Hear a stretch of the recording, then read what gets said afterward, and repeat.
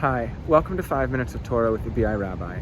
I'm Rabbi Adam Stein. I think I can take this off outside, not near many people. You can see I'm out in downtown Vancouver with Canada Place there, Convention Center over there, and I just got my second shot.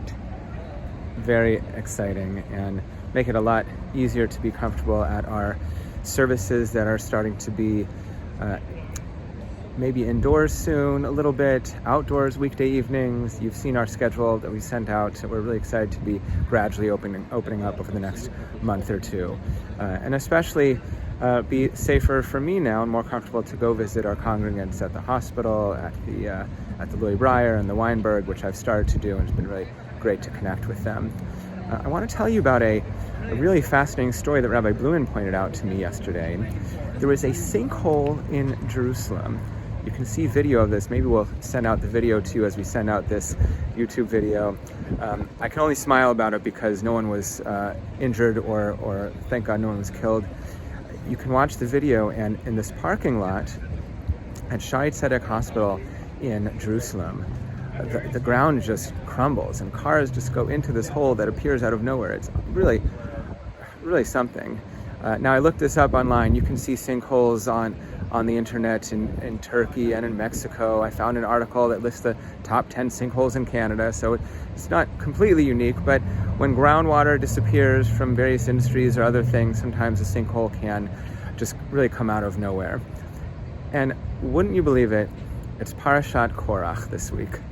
In Parashat Korach, who is a cousin of Moses, he and his merry band of brothers, Datan and Aviram, and some other Levites and other people, they get upset at Moses and Aaron for being the leaders. They say, who made you the leader over all of us? Well, it was God who appointed Moses, but why do you get to be the leader and we just have to be just the followers?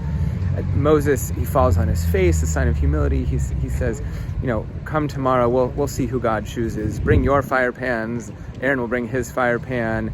And later he says to Datan and Aviram and the Levites, he says, look, God made you Levites, you get to serve God, and now you want to be the priests too? Like you want to be the Kohanim? Come on. So they have this showdown, like a game show, like on the Food Network or something. And what happens? But the earth opens up and swallows Korach and a lot of the other people and their families, sadly, who were the rebels, and really just swallows them up, and then earth closes up, and that's it. And the people run away, they wail, they cry, that they're scared. Now, what lesson does this have for us? Maybe about how we argue, or how we rebel, or maybe bring up our concerns.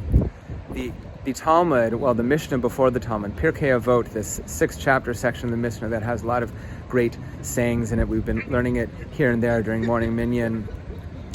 It says that the way to argue is having arguments in the name of heaven, for God's sake, for heaven's sake, really in a kind and respectful way.